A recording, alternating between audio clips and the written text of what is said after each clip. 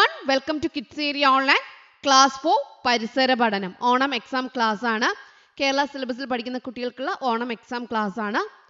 ഇത് മലയാളം മീഡിയം കുട്ടികൾക്കുള്ള ക്ലാസ് ആണ്. ഇംഗ്ലീഷ് മീഡിയം കുട്ടികൾക്കുള്ള ക്ലാസ് കിഡ്സ് ഏരിയ ഓൺലൈൻ വേറൊരു ക്ലാസ് ആയിട്ട് ചെയ്തിട്ടുണ്ട്, അത് കാണുക.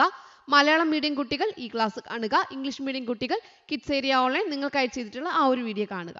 ഓക്കെ, കേരള സ്റ്റേറ്റ് സിലബസിൽ പഠിക്കുന്ന കുട്ടികൾക്ക് 1ാം ക്ലാസ് മുതൽ 5ാം ക്ലാസ് വരെ പഠിക്കുന്ന കുട്ടികൾക്ക് കിഡ്സ് ഏരിയ ഓൺലൈൻ ട്യൂഷൻ നൽകുന്നു.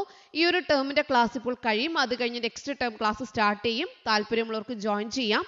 LKG UKG regular classes kids area online നൽകുന്നു, അത് സ്കൂളിൽ പോകാത്ത കുട്ടികൾക്കുള്ളതാണ്. സ്കൂളിൽ പോകുന്ന കുട്ടികൾക്ക് UKGക്ക് ട്യൂഷൻ നൽകുന്നുണ്ട്. English reading writing classes, Malayalam reading writing classes, അത് ബേസിക് ക്ലാസ്സുകളാണ്. കുട്ടികൾക്ക് എഴുതുവാനും വായിക്കുവാനും ബുദ്ധിമുട്ടുണ്ടെങ്കിൽ കൂട്ടി എഴുതുവാനും കൂട്ടി വായിക്കുവാനും ബുദ്ധിമുട്ടുള്ള കുട്ടികൾക്കുള്ള ക്ലാസ് ആണ്. ഇംഗ്ലീഷ് റീഡിംഗ് റൈറ്റിംഗ് ക്ലാസ് ഇപ്പോൾ ഒരു ബാച്ച് സ്റ്റാർട്ട് ചെയ്തു. ഈ ബാച്ച് കഴിഞ്ഞിട്ടായിരിക്കും അടുത്ത ബാച്ച് സ്റ്റാർട്ട് ചെയ്യുക. മലയാളം റീഡിംഗ് റൈറ്റിംഗിന്റെ ക്ലാസ് സെപ്റ്റംബറിൽ സ്റ്റാർട്ട് ചെയ്യുന്നുണ്ട്. താല്പര്യമുള്ളവർക്ക് ജോയിൻ ചെയ്യാവുന്നതാണ്. ജോയിൻ ചെയ്യാനായി ഇവിടെ നൽകിയിട്ടുള്ള വാട്സ്ആപ്പ് നമ്പറിൽ മെസ്സേജ് അയക്കാം.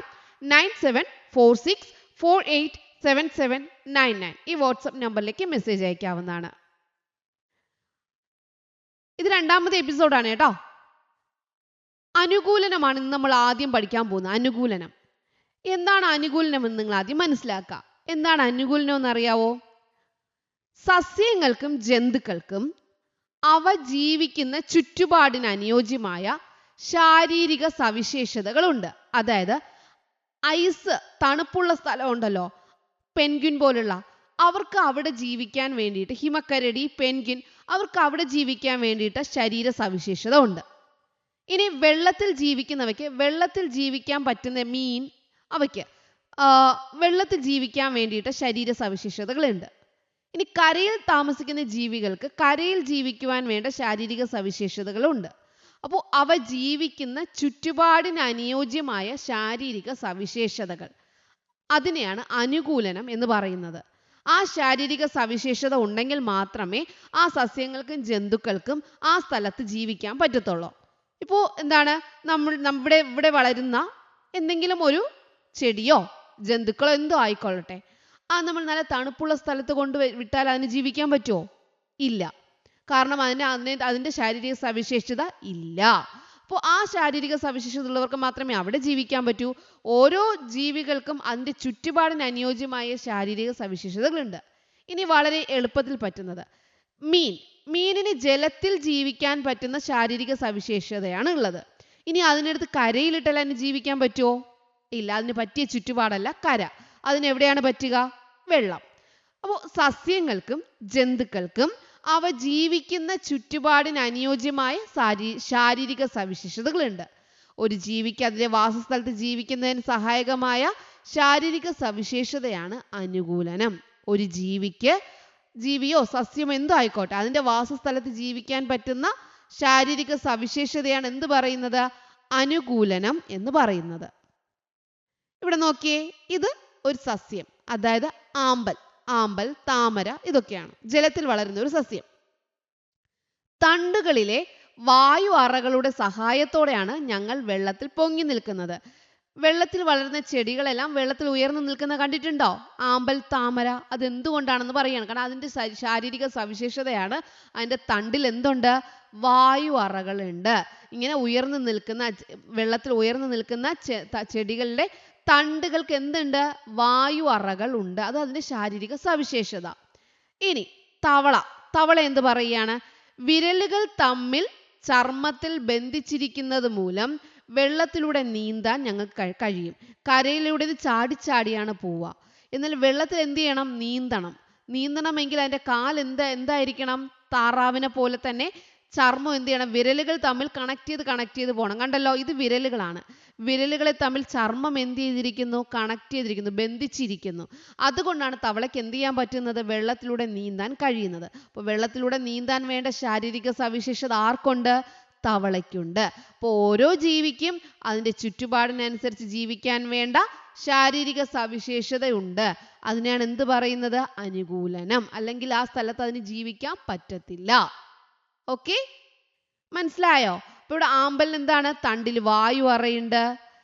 ഇനി തവളയ്ക്ക് എന്തുണ്ട്? ചർമ്മം കൊണ്ട് ബന്ധിച്ചിട്ടുള്ള വിരലുകൾ വെള്ളത്തിൽ നീന്താൻ സഹായിക്കുന്നു.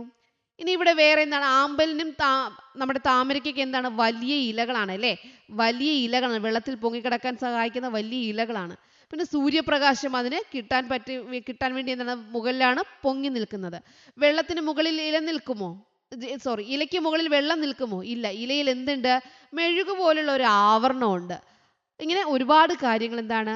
അനുകൂലനങ്ങൾ, ആമ്പലിന്റെ അനുകൂലനങ്ങൾ, തവളയുടെ അനുകൂലനങ്ങൾ, ഇങ്ങനെ അത് നമുക്ക് പഠിക്കാനുണ്ട്. അത് നമുക്ക് മറ്റൊരു ക്ലാസ്സിൽ പഠിക്കാം. അപ്പൊ ഇത് മനസ്സിലായല്ലോ? എന്താണ് അനുകൂലനം എന്ന് നിങ്ങൾക്ക് മനസ്സിലായല്ലോ? അടുത്ത് നമ്മൾ പഠിക്കാൻ പോകുന്നത് ഒരു ജീവി വസിക്കുന്ന ചുറ്റുപാട്. നമ്മളിപ്പോൾ വെള്ളത്തിലാണ് ജീവിക്കുന്നെങ്കിൽ വെള്ളം, വയലിലാണ് ജീവിക്കുന്നെങ്കിൽ വയല്, കടലിലാണ് ജീവിക്കുന്നെങ്കിൽ കടൽ, തണുപ്പത്താണ് താമസിക്കുന്നെങ്കിൽ അങ്ങനെയുള്ള സ്ഥലം, മലകളിൽ ജീവിക്കുന്നെങ്കിൽ മല, കുളത്തിലാണെങ്കിൽ കുളം, വീട്ടിലാണെങ്കിൽ വീട്, ആകാശത്താണെങ്കിൽ ആകാശം. ഒരു ജീവി വസിക്കുന്ന ചുറ്റുപാടാണ് അതിൻ്റെ വാസസ്ഥലം. അതിന് മറ്റൊരു പേര് പറയും ആവാസം. അത് വസിക്കുന്നത് ആവാസം. ഒരു ജീവി വസിക്കുന്ന ചുറ്റുപാടാണ് അതിൻ്റെ ആവാസം. ജീവിയുടെ നിലനിൽപ്പിന് ആവശ്യമായ എല്ലാ ഘടകങ്ങളും അവിടെ ആവാസത്തിൽ ഉണ്ടായിരിക്കും. ആ ജീവിക്ക് ജീവിക്കാൻ വേണ്ട എല്ലാ കാര്യങ്ങളും ആ ചുറ്റുപാടിൽ ആവാസത്തിൽ ഉണ്ടായിരിക്കും. ഉദാഹരണം എന്താണ്? ഈ ആവാസങ്ങൾക്ക് ഉദാഹരണം എന്താണ്? കുളം, പുഴ, വയൽ. കുളം, പുഴ, വയൽ, ഇതെല്ലാം എന്താണ്? ആവാസങ്ങൾക്ക് ഉദാഹരണങ്ങളാണ്. അപ്പൊ എന്താണ് ആവാസം എന്ന് പറയുന്നത്? ഒരു ജീവി വസിക്കുന്ന ചുറ്റുപാട്. ഒരു ജീവി എവിടെയാണോ താമസിക്കുന്നത് ആ ചുറ്റുപാട്, ആ പരിസരത്തെയാണ് എന്ത് പറയുന്നത്? ആവാസം. ആവാസം. അപ്പൊ ജീവിയുടെ നിലനിൽപ്പിന് ആവശ്യമായ എല്ലാ ഘടകങ്ങളും ആവാസത്തിൽ ഉണ്ടായിരിക്കും. കുളം, കുളമാണ് ആർക്ക് ജീവിക്കാൻ പറ്റുന്ന ആവാസം? മീൻ, ചെറിയ ചെറിയ വെള്ളത്തിൽ വളരുന്ന ചെറിയ ചെറിയ ഇതുണ്ടല്ലോ, ജീവികളുണ്ടല്ലോ, അതിനൊക്കെ എന്താണ്? ആ വെള്ളത്തിൽ ജീവിക്കാൻ വേണ്ട എല്ലാ ഘടകങ്ങളും വെള്ളത്തിലുണ്ടാവും, കുളത്തിലുണ്ടാവും. പുഴ, വയൽ, ഇതെല്ലാം ആവാസങ്ങൾക്ക് ഉദാഹരണങ്ങളാണ്. ഞങ്ങൾക്ക് ജീവിക്കാൻ ആവശ്യമായതെല്ലാം വയലിലുണ്ട്. അപ്പോൾ വയലിൻ്റെ കരയിലായിരിക്കും ആര് ജീവിക്കുക? കൊക്ക് താമസിക്കുക. കാണാൻ എന്താണ് വേണ്ടത്? മീന് വേണം, ചെറിയ ചെറിയ പ്രാണികൾ വേണം. ഇതൊക്കെ ഇവിടെ കിട്ടും? ഈ വയലിൻ്റെ സമീപത്ത് കിട്ടും. ഓക്കെ. അപ്പോൾ ഈ വയലിന് സമീപത്താണ് ആര് ജീവിക്കുക? കൊക്ക്. അപ്പോൾ ഒരു ജീവി താമസിക്കുന്ന ചുറ്റുപാട്, അതിനാണ് എന്ത് പറയുന്നത്? ആവാസം.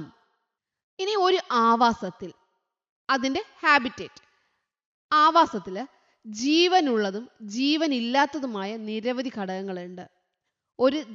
ഒരു ആവാസത്തിൽ ജീവനുള്ളതുണ്ട്, ജീവനില്ലാത്തതായിട്ടുള്ള നിരവധി ഘടകങ്ങളുണ്ട്.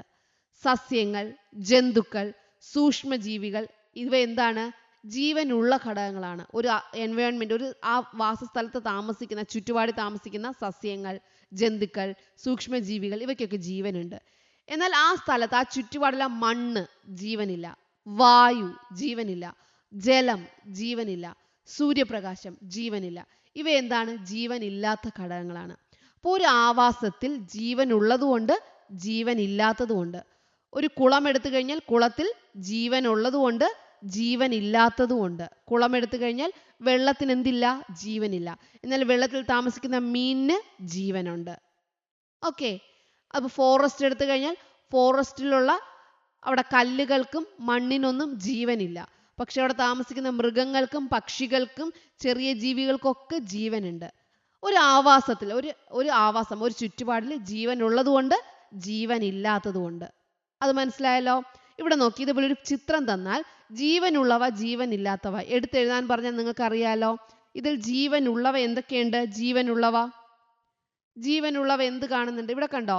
ഇത് മഞ്ഞുള്ള സ്ഥലമാണ്, മഞ്ഞുള്ള ആവാസമാണ്, ആവാസ സ്ഥലം. ഇതെന്താണ്? മരുഭൂമി എന്ന് പറഞ്ഞ ആവാസ സ്ഥലമാണ്. ഇതെന്താണ്? വെള്ളം എന്ന് പറയുന്ന പുഴയുണ്ട്, കടലുണ്ട്, കായലുണ്ട്. ഇത് അങ്ങനത്തെ ആവാസ വ്യവസ്ഥയാണ്. ഇതെന്താണ്? കാടെന്ന് പറയുന്ന മറ്റൊരു ആവാസ വ്യവസ്ഥയാണ്. മലയെന്ന് പറയുന്നത് മറ്റൊരു ആവാസ വ്യവസ്ഥയാണ്, ആവാസമാണ്. അപ്പോൾ ഒരുപാട് ആവാസങ്ങൾ നമ്മൾ കണ്ടു. ഇവിടെ എന്താണ്? മഞ്ഞുള്ള തണുപ്പ് പ്രദേശം, പുഴയുണ്ട്, നദിയുണ്ട്, അതുപോലെ എന്താ? കടലുണ്ട്. ഇതെന്താണ്? കാടുണ്ട്, മലയുണ്ട്, മരുഭൂമിയുണ്ട്. ഇതെല്ലാം ഓരോ ആവാസങ്ങളാണ്. ഈ സ്ഥലങ്ങളിലെല്ലാം, ഈ ഓരോ ആവാസത്തിലും ജീവനുള്ളവ എന്തൊക്കെയാണ്? ജീവനുള്ളവ ഇവിടെ പെൻകിനുണ്ട്, ധ്രുവക്കരടിയുണ്ട്, കാണുന്നുണ്ടോ? മീനുണ്ട്, മീൻ ഉണ്ട്, പിന്നെ അതുപോലെ ആനയുണ്ട്. ഇതെല്ലാം എന്താണ്? ഒട്ടകം, ആന, ഇതൊക്കെ ജീവനുള്ളതാണ്. ഒട്ടകം, ആന, പുലി, മാൻ, മനുഷ്യൻ. അതുപോലെ നമുക്ക് എന്തെഴുതാം? ഇവിടെ നോക്കിയേ, ധ്രുവക്കരടി എഴുതാം, പെൻക്വിൻ എഴുതാം. ഇതെല്ലാം നമുക്ക് എഴുതാൻ കഴിയും. ഇനി ജീവനില്ലാത്തവ എന്തൊക്കെയാണ്? വെള്ളം, ജലം, ജീവനില്ല.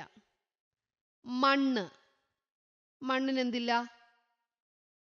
ജീവനില്ല. കല്ല്, കല്ലിന് എന്തില്ല? ജീവനില്ല. ഇനി ഇവിടെ നോക്കിയ വള്ളം, വള്ളത്തിന് ജീവനില്ല. ഇനി ഇവിടെ കാണുന്ന മഞ്ഞ്, മഞ്ഞിന് ജീവനില്ല.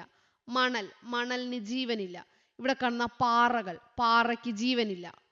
ഓക്കെ, മനസ്സിലായോ? ഇപ്പൊ ജീവനുള്ളവ, ജീവനില്ലാത്തവ.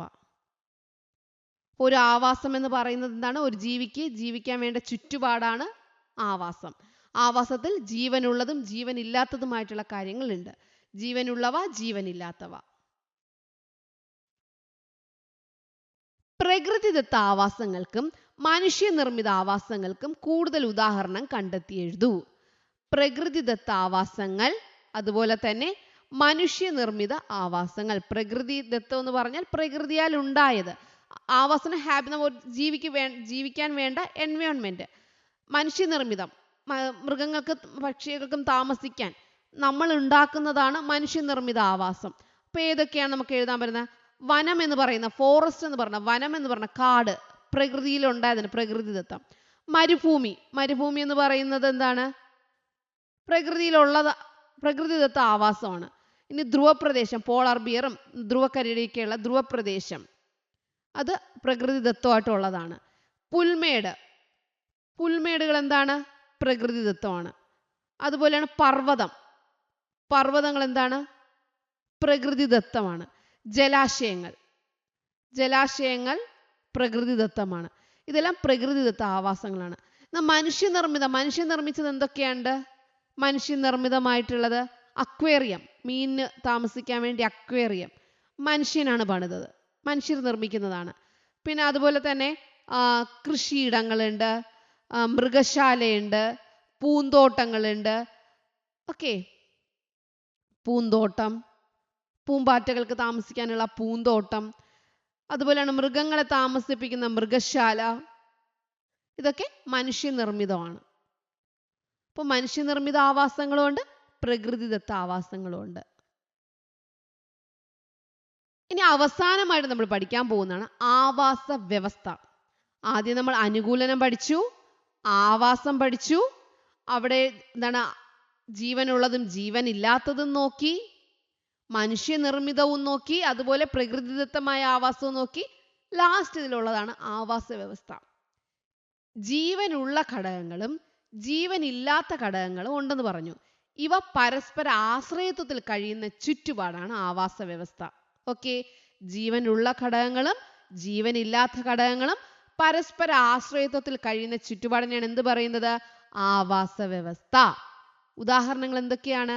വൃക്ഷം, വയൽ, കുളം, അരുവി, കുന്ന്, കാവ്, ഇതൊക്കെ ചെറിയ ആവാസ വ്യവസ്ഥ.